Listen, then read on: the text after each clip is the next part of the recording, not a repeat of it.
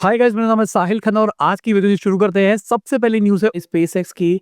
तो फाइनली उन्होंने अनाउंस कर दिया है xAi को उन्होंने खरीद लिया है। तो अब जब कंबाइंड एंटिटी होने वाली है उसकी वैल्यूएशन 1.25 ट्रिलियन डॉलर की होने वाली है। मतलब xAi को 250 बिलियन डॉलर के अंदर खरीदा है स्पेसएक्स ने। और भाई ये बहुत ही जबरदस्त गेम बनने वाली है। अभी देखो, एलॉन मस्क ने ट्विटर खरीदा मजे मजे के अंदर, जस्ट टशन के अंदर खरीदा गया था। बहुत सारे लोगों ने क्रिटिसाइज किया, जिसमें से मैं भी एक था, कि भाई वो फायरिंग कर रहे हैं, ये कर रहे हैं, वो कर रहे हैं।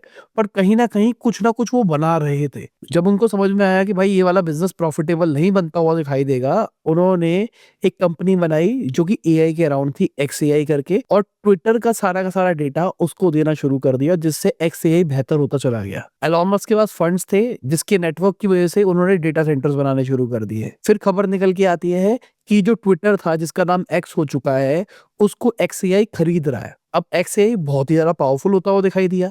एक एआई कंपनी जिसके पास में लाइव फीड्स आ रहे हैं, तो सोचो कितना पावरफुल हो जाएगा। प्लस उनके पास में डेटा सेंटर्स की भी बहुत ज्यादा भरमार है, क्योंकि ट्विटर प्रॉफिटेबल बनता हुआ नहीं दिखाई दे रहा था। बहुत सारे लोग क्रिटिसाइज करते हैं कि भाई एलॉन मस्क कुछ भी बोलते रहते हैं, ट्विटर के ऊपर बहुत हेट स्पीच है, जिस चक्कर में बहुत सारे एडवर्टाइजर्स वहां पर जाना पसंद नहीं करते। एलॉन मस्क ने ट्विटर को एज अ डेटाबेस यूज करना शुरू कर दिया अपने एआई मॉडल ट्रेनिंग के लिए। उसके बाद बीच में खबर निकल के आती है कि ये जो xAi एंटिटी बनी है, इसको आइदर टेस्ला खरीद सकता है या फिर स्पेसएक्स खरीद सकता है। अब फाइनली स्पेसएक्स ने इसको खरीद लिया है। अब देखो स्पेसएक्स करने क्या वाला है, और ये मतलब एंटिटी करेगी क्या। स्पेसएक्स के पास में स्टारलिंक सैटेलाइट्स है, जो कि सैटेलाइट का क्लस्टर है। उसी के अंदर अब डेटा सेंटर्स बनाए जाएंगे, जो कि सोलर पावर से डेटा सेंटर्स स्पेस के अंदर चलेंगे, और वो कहीं ना कहीं डिवाइसेस को सबको पावर करेंगे। स्पेसएक्स वाले अपनी एक डायरेक्ट टू मोबाइल डिवाइस निकालने वाले, जो सुनने में आ रहा है, मतलब एक ऐसा फोन होगा डायरेक्टली जो सैटेलाइट से कनेक्टेड होगा और डायरेक्टली सैटेलाइट के सारे मजे ले पाओगे। अब मान के चलो सैटेलाइट के ऊपर ही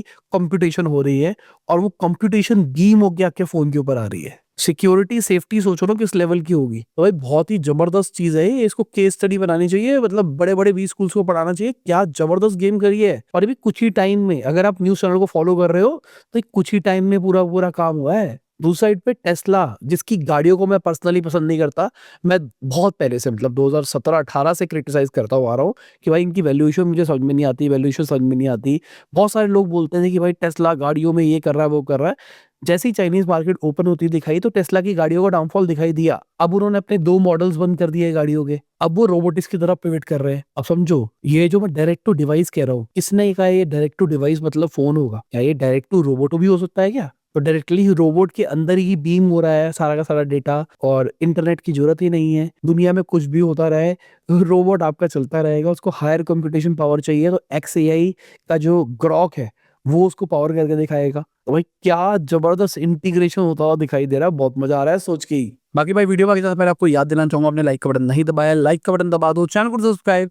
मैं ऐसी ही डेली बिजनेस न्यूज आपके लिए लाता रहता हूँ। बाकी वेमो की बात करके चले, जो सेल्फ ड्राइविंग कार के ऊपर काम कर रहे हैं, उन्होंने 16 बिलियन डॉलर रेज करे हैं 126 बिलियन डॉलर की वैल्यूएशन के ऊपर। मुझे लगता है 126 बिलियन डॉलर की वैल्यूएशन ज्यादा बेहतर है। अगर आप टेस्ला की गाड़ी को इसकी गाड़ी से कंपेयर करोगे फुली ऑटोनोमस तरीके से, तो वेमो एक्चुअली वे मोर है। हाँ, टेस्ला के पास में एक्सपीरियंस वगैरह है, बट कहीं ना कहीं वेमो के पास भी अब अच्छा खासा एक्सपीरियंस हो गया है ड्राइवरलेस के अंदर, और इनकी टेक्नोलॉजी भी बिल्कुल डिफरेंट है। टेस्ला वाले कैमरा के ऊपर काम करते हैं, तो इस कैमरा प्लस लाइडार के ऊपर काम करते हैं। बट टेस्ला वालों के पास में जो एडवांटेज है ना, वो है इनका बैटरी पैक सिस्टम। इन्होंने जो ग्रिड सिस्टम बना रखे है, सोलर पावर वाला सीन बना रखा है। तो कहीं ना कहीं मुझे लगता है अब स्पेसएक्स ऑर्डर देगा टेस्ला वालों को कि भाई हमको ये सोलर पैनल, ग्रिड, बैटरी वगैरह दो, हमको सैटेलाइट्स ऊपर भेजनी है ताकि हम डेटा सेंटर्स वगैरह रन कर सके। इन रिटर्न जो ग्रॉक का एआई होगा वो टेस्ला की गाड़ियों के अंदर आ जाएगा, उनके रोबोट्स वगैरह के अंदर आ जाएगा। अब वेमो में आप ये भी कह सकते हो कि भाई ये गूगल बैक्ड है, गूगल के सारे जेमिनी वगैरह मॉडल्स इनको मिलते हैं। हाँ ठीक है,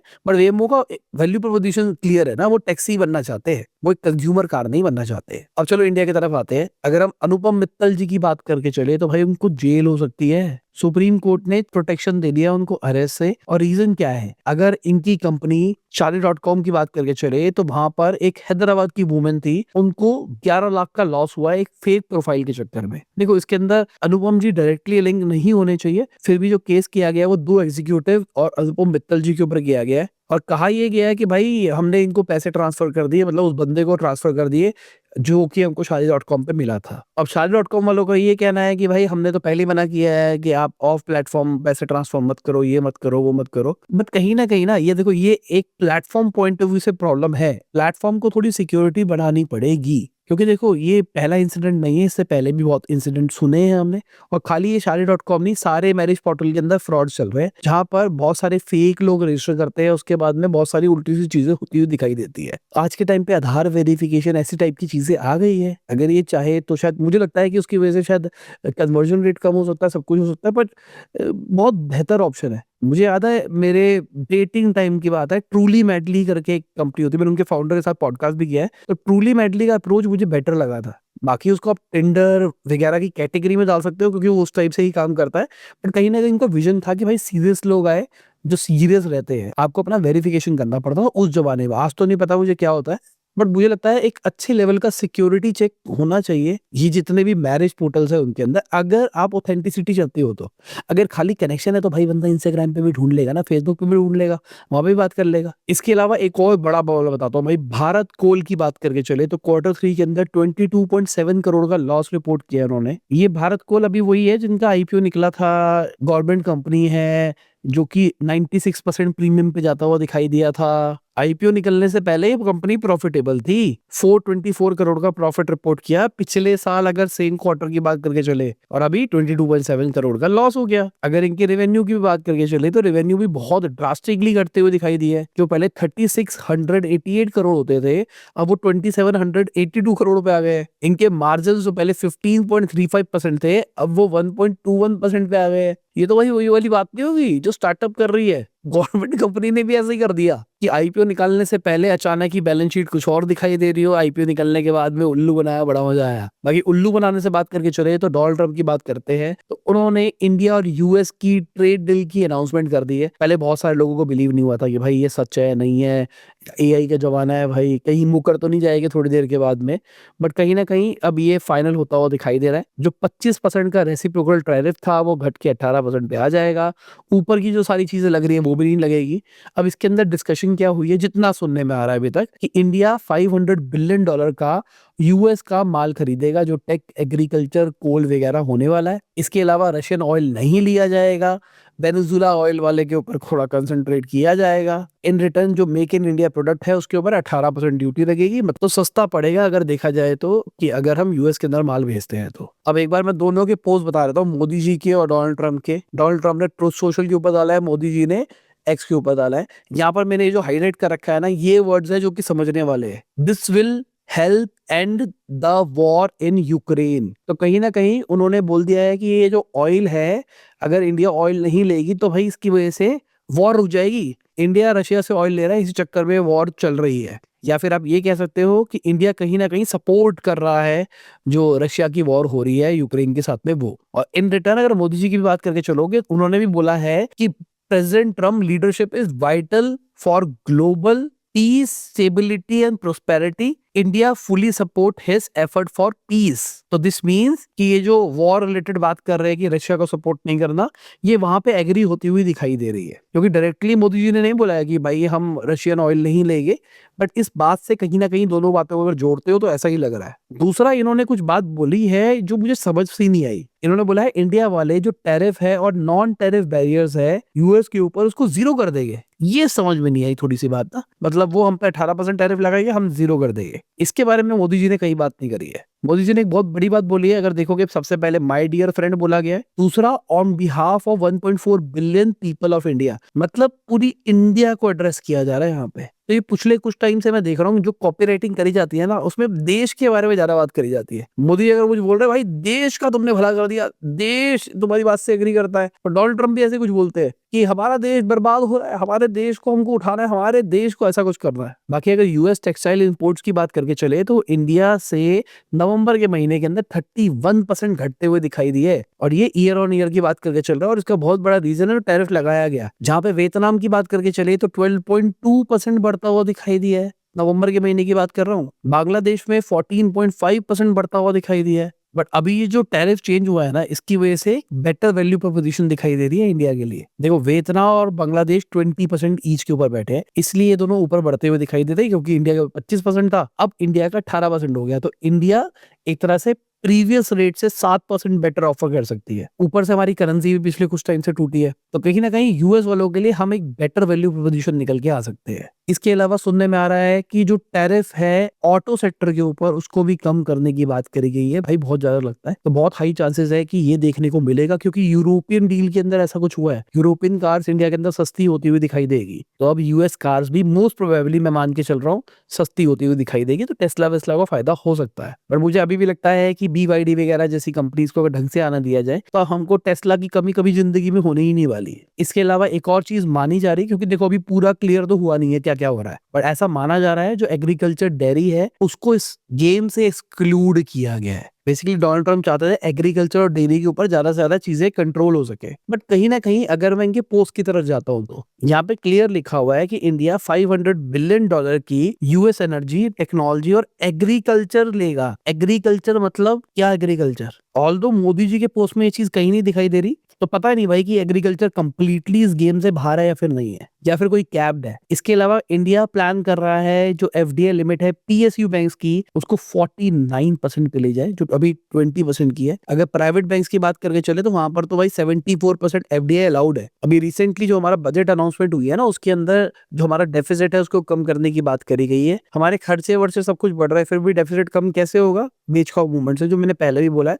गवर्नमेंट कोशिश कर रही है प्राइवेटाइज किया जाए, चीजों को बेचा जाए, ताकि गवर्नमेंट के पास में फंड आए और ये जो डेफिसिट है उसको कंट्रोल किया जाए। जो डेट टू जीडीपी रेशियो चल रहा है उसको भी इंप्रूव किया जाए। तो ये चीज तभी पॉसिबल हो पाएगी जब गवर्नमेंट की इनकम बढ़ती हुई दिखाई दे, या फिर करंट जो एसेट्स है उसको वो बेचे ताकि डेट को कम कर सके। बाकी इंडिया यूएस डील के चक्कर में रिलायंस, अडानी सबको फायदा देखने को मिला है। रिलायंस 7% बढ़ता हुआ दिखाई दिया, क्योंकि भाई अब वेनेजुला ऑयल आने वाला है। पहले वो रशिया से सस्ते ऑयल ले रहे थे, अब उनको वेनेजुला से सस्ता ऑयल मिलेगा।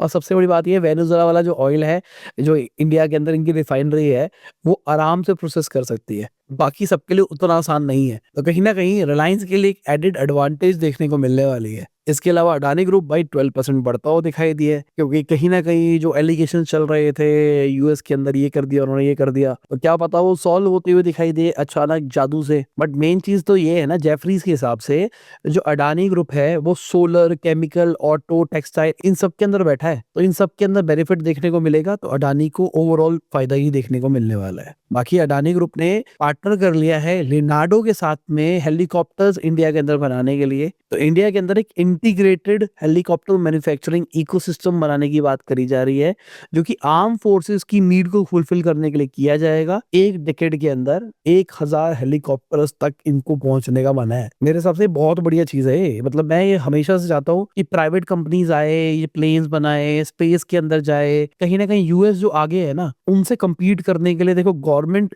एक लेवल पे स्लो हो जाती है, और प्राइवेटाइजेशन ना ये चीजों को बहुत तेजी से खींच सकता है। मतलब अगर आप यूएस के अंदर भी देखोगे, ये जितनी भी इनकी स्पेस वाली कंपनी, स्पेस एक्स की बात करके चलो, ये प्राइवेट कंपनी है, या इनकी वेपन वाली बड़ी कंपनीज है, वो सबके सब प्राइवेट कंपनी है। तो इंडिया के अंदर भी ये पूरा इकोसिस्टम बनना चाहिए। बाकी अडानी पोर्ट्स की बात करके चले तो Q3 का प्रॉफिट 21% बढ़ता हुआ दिखाई दिया है, रेवेन्यू 22% बढ़ता हुआ दिखाई दिया। अगर आप देखोगे ना भाई चार्ट के अंदर, देखो आप, एबिटा 20% बढ़ा है, नेट प्रॉफिट पैट लेवल पे 21% का राइज देखने को मिला है। 3000 करोड़ से ज्यादा का प्रॉफिट रिपोर्ट कर रहे हैं ये। और यहाँ पे सबसे नीचे देखोगे तो इनका एबिटा मार्जिन घटता हुआ दिखाई दिया है, फिर भी एक बड़ा नंबर है। मैं आपको गेम बताता हूँ, गेम है क्या? ये बहुत सारा पैसा मार्केट से उठाते हैं, ब्याज के ऊपर अपने बिजनेस में लगाते हैं और लेवरेज का फायदा उठाते हैं। मैं आपको कंसेप्ट समझा रहा हूँ। फॉर एग्जांपल, मैं जो भी बिजनेस करता हूँ उसके ऊपर मान लो मुझे 25% का प्रॉफिट होता है, तो अगर मैं आपसे 1 लाख रुपए लेता हूँ तो मैं 25,000 रुपए कमाऊंगा महीने का उस पैसों से। अब मान के चलो मुझे महीने का आपको ब्याज देना है 10,000 रुपए, तो मैंने आपको 10,000 दे दिया और 15,000 मेरे पास में बचेगे ही बचेगे। तो मैं जितना लोन लेता रहूंगा उतना ज्यादा पैसा मैं बढ़ाता चला जाऊंगा। अडानी ग्रुप के साथ प्रॉब्लम ये है, वो बहुत ही ज्यादा हाई लेवरेज है। मतलब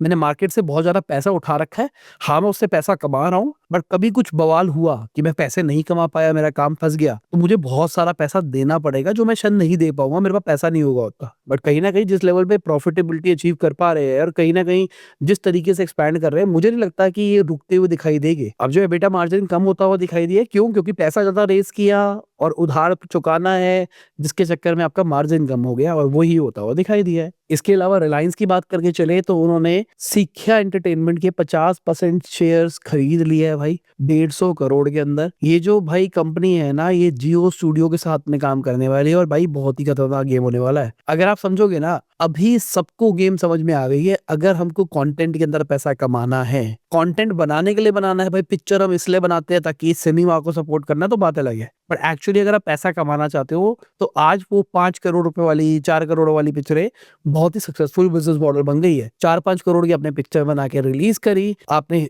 सिनेमा के ऊपर लेके गए, उसने आपको 10-12 करोड़ रुपए कमा के दे दिया। एक छोटी सी नीश ऑडियंस के लिए बनी थी वो, उसके बाद ओटीटी पे उस कंटेंट को बेच दिया। अगर मैं किल की बात करके चलूं तो बहुत ही कम बजट के अंदर उसको बनाया गया था और कहीं ना कहीं वो हिट भी होती हुई दिखाई दी। सोचा गया था एक नीश ऑडियंस के लिए, पर वो थोड़ी मासी होती हुई दिखाई दी, जिस चक्कर में पैसा भी बन गया। उसके बाद में फिर वो ओटीटी भी बिक गई। तो देखा जाए तो कितना प्यारा बिजनेस मॉडल है। दूसरी साइड पे कुछ पिक्चरें बन रही है जो कि 500 करोड़ 1000 करोड़ रुपए खर्च करके बन रही है, उनके लिए 1000 करोड़ रिकवर करना बहुत मुश्किल है। और बहुत कुछ बेट पे भी लगा है, 1000 करोड़ रुपए आपने लगाए और वो खाली 500 करोड़ 600 करोड़ कमा पाई तो आपको इतना मोटा लॉस हो जाएगा। यहाँ पर क्या है, आपको 2 करोड़ 3 करोड़ 4 करोड़ की पिक्चर बनानी है, आप 50 पिक्चरें बनाओ, आराम से 3-3 करोड़ 150 करोड़ लगे।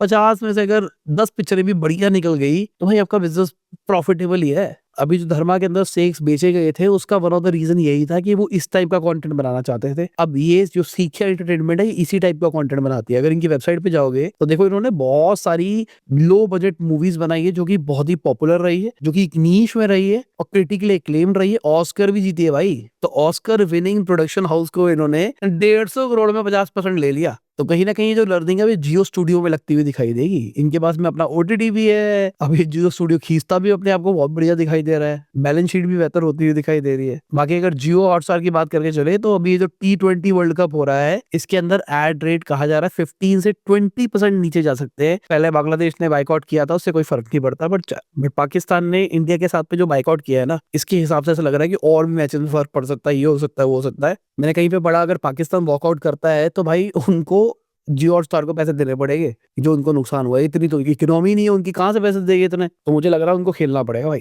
वरना उनका पूरा क्रिकेट का लेनी देनी हो जाएगी। सुनने में ये भी आ रहा है कि अगर ये ऐसा करते हैं तो आईसीसी नाराज हो जाएगा। जो इंटरनेशनल प्लेयर्स इनका आईपीएल की कॉपी खेलने के लिए जाते हैं वो नहीं भेजेंगे, उनको इंटरनेशनल प्लेयर नहीं आएगा तो क्या होगा पहले ही। इसके अलावा बहुत सारी बायलेटरल जो टूर्नामेंट्स है वो रुकते हुए दिखाई देंगे। तो यही ना हो बांग्लादेश और पाकिस्तान आपस में खेल रहे हैं, बस वही खेल खेल के खुश हो रहे हैं, पटाखे फोड़ रहे हैं। बाकी एथर की बात करके चले तो उनका लॉसेस इंप्रूव होते हुए दिखाई दिए, जो कि एक अच्छी चीज है। Q3 के अंदर 85 करोड़ पे लॉस पहुंच गए इनके। अगर आप चार्ट देखोगे तो क्लियर दिखाई दे रहा है भाई, रेवेन्यू 50% बढ़ता हुआ दिखाई दिया, जिसके पीछे 26.8% के एक्सपेंसेस बढ़े हैं और कहीं ना कहीं लॉसेस में बहुत ही ड्रास्टिक इंप्रूवमेंट देखने को मिली है। पर एथर वालों ने इस बार बोल दिया है भाई, डोंट एक्सपेक्ट कि ऐसे ही इंप्रूवमेंट देखने को मिलेगी, क्योंकि अभी इंटरनेशनली बहुत सारे जो कमोडिटी है उसके प्राइसेस बढ़ते हुए दिखाई दे रहे हैं, जिसके चक्कर में मटेरियल कॉस्ट बढ़ सकता है, जिस चक्कर में शायद ये नंबर ना दिखाई दे। बाकी कुछ भी हो भाई, ओला इलेक्ट्रिक से तो ऊपर जाते हुए दिखाई दे रहे हैं। इनका कहना है जो 70% हमारा एक्सपेंस है वो मटेरियल कॉस्ट के ऊपर ही आता है। अगर मटेरियल महंगी हो जाएगी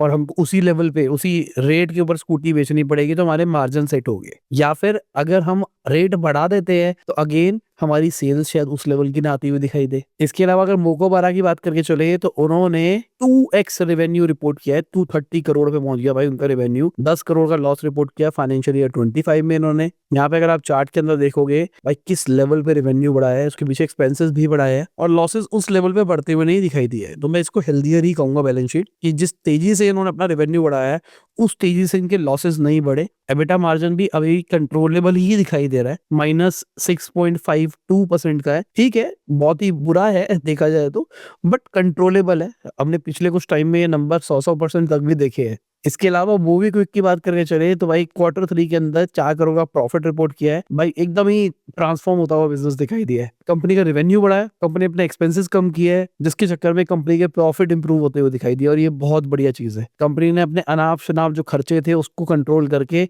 अपने को प्रॉफिट की डायरेक्शन में लेके गए हैं। इसके अलावा धन की बात करके चले तो भाई इनका प्रॉफिट 1.5x होता हुआ दिखाई दिया है, 408 करोड़ पे पहुंच गया फाइनेंशियल ईयर 25 के अंदर। क्या चल रहा भाई, एक बार बैलेंस शीट दिखाता हूँ। देखो भाई रेवेन्यू कहाँ भागा है, 136% बढ़ा है, जिसके पीछे इन्होंने एक्सपेंसेस उस लेवल के नहीं किए हैं। और प्रॉफिट देखो कैसे भागता हुआ दिखाई दिया है। ये होता है भाई बिजनेस मॉडल, क्या बढ़िया काम कर रहे हैं भाई। अगर आरओसी देखोगे 91.91% का है, एबिटा मार्जिन 63.25% का है। 1 रुपया कमाने के लिए 39 पैसा ये खर्च कर रहे हैं भाई, क्या काम कर रहे हैं। बैलेंस देखो, बैंक बैलेंस कितना है, करंट एसेट्स कितनी है, तो कहीं ना कहीं बहुत ही बढ़िया बिजनेस काम करता हुआ दिखाई दे रहा है। और यूनिट इकोनॉमिक्स पे जीरो था लेवल पे compete कर रहा है। नंबर 1 पे जीरो था बैठा है, जो कि 1 रुपया कमाने के लिए 37 पैसा खर्च करता है।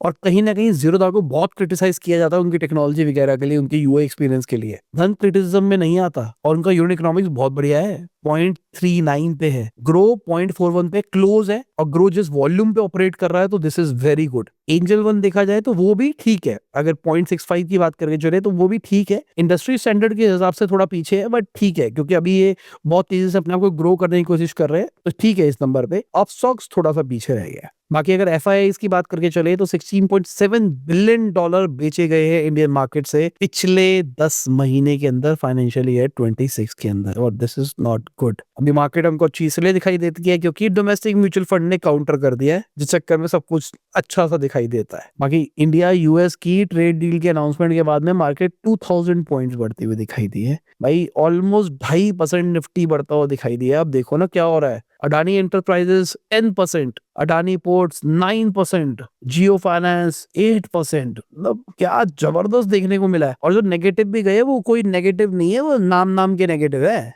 बाकी मुझे लगता है लोग ना बहुत ज्यादा इमोशनल है, बहुत ज्यादा जल्दी जज्बातों में बह जाते हैं। जिस तेजी से ऊपर जाता है उस तेजी से नीचे फेंक देते हैं, फिर ऊपर ले जाते हैं, फिर नीचे ले जाते हैं। बाकी आप देख लो कौन रहा है ऊपर, कौन रहा है नीचे। बाकी इसी के साथ में हमारी आज की एपिसोड खत्म होती है। उम्मीद करता हूं आपको मजा आया होगा।